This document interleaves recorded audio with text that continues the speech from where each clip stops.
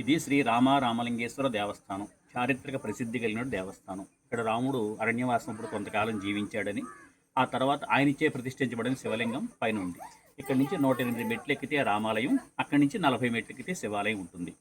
ఈ ప్రాంతంలో విశ్వకర్మ పరమాత్మ ఆలయం నిర్మించడం జరిగింది. విశ్వకర్మ పరమాత్మ అంటే మనకి పురాణాలు అందరికీ తెలుసు. పురాణాల్లో విశ్వకర్మ ఒక ఆయన ఉంటారు. ఆయన దేవశిల్పి. ఆయన విష్ణుమూర్తికి సుదర్శన చక్రం, శివుడికి త్రిశూలం, ఇంద్రుడికి వజ్రాయుధం, బ్రహ్మకి కమండలం, అలాగే యముడికి పాశం, శనీశ్వరుడికి దండం, ఇవన్నీ ఇచ్చినటువంటి పురాణాల్లో ఉన్నటువంటి ఆయన దేవశిల్పి విశ్వకర్మ. కానీ మనం అది దాటి ముందుకెళ్తే ఉపనిషత్తులు ఉంటాయి, అంతకంటే ముందుకెళ్తే పురాణాలు వేదాలు ఉంటాయి. ఆ వేదాలు ఋగ్వేదం, యజుర్వేదం, అథర్వవేదం, సామవేదం, ప్రణవవేదం అనేది మనకు లభ్యం అవట్లేదు కాబట్టి ఈ 4 వేదాలే దొరుకుతున్నాయి. ఈ 4 వేదాల్లో కూడా విశ్వకర్మ సర్వ సృష్టికర్త. విశ్వకర్మని నధాత న విష్ణు న రుద్రో న దేవో విశ్వకర్మ సేకో విశ్వం ప్రతిష్టతి. న భూమి న జలం చైవ న తేజో నచ వాయవ నచ బ్రహ్మ నచ విష్ణు నచ రుద్ర తారక సర్వశూన్య నిరాలంభం స్వయంభో విశ్వకర్మణ.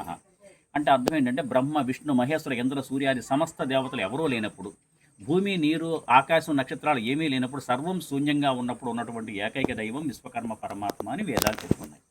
ఇది ఒక్కసారి చూడండి. ఈ మంత్రం ఇది కృష్ణ యజుర్వేదంలో మంత్రం.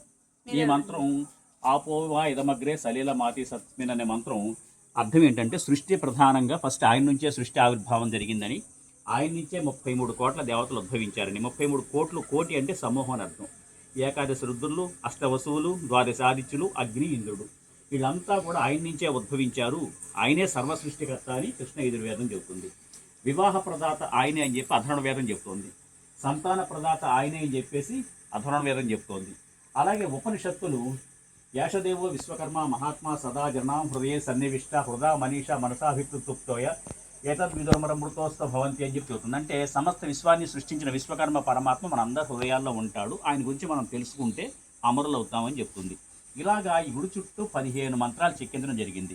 ఆ మంత్రాలన్నింటిలో కూడా విశ్వకర్మ పరమాత్మ సర్వ సృష్టికర్త అని, సృష్టి అంతా కూడా అనంత విశ్వం మొత్తం ఆయన నాభిలో అణువంత ఉందని చెప్పి వేదం చెప్తుంది. ఇవన్నీ వేదమంత్రాలు. 15 వేదమంత్రాలు ఉన్నాయి. మీరు ఓపికగా ప్రతి వేద మంత్రం చదవండి, ఫొటోస్ తీసుకోండి, ఇంటికి వెళ్ళాక స్టడీ చేయండి. మీకు ఇంకా ఓపిక ఉంటే ఆ మంత్రాన్ని ఫోటో తీసి, ఇప్పుడు చాట్ జీపీటీ ఏఐ వచ్చింది కదా, ఏఐని అడగండి. ఆ మంత్రం దాని వివరణ ఇంకా స్పష్టంగా మీకు క్లియర్గా ఇస్తుందన్నమాట. ఆయన విశ్వకర్మ పరమాత్మ. ఆయన ఫోటో వీడియో తీసుకున్నారు అక్కడ. ఆయన సర్వ సృష్టికర్త. ఆయన ధ్యానప్రియుడు. ధ్యానప్రియో విశ్వకర్మ, అభిషేక ప్రియో శివ, అలంకార ప్రియో విష్ణు, ఆధ్యప్రియో ఆదిత్య అంటారు. ఆయన ధ్యానప్రియుడు. మీరు తరచూ దేవాలయాలకు రండి, కూర్చోండి, ఆ భగవంతుని ధ్యానించుకోండి. మీకు ఏ సమస్య ఉన్నా మధ్యవర్తులు అక్కర్లా, భగవంతుని డైరెక్ట్గా ధ్యానించుకుంటే ఆయనే చూస్తారు.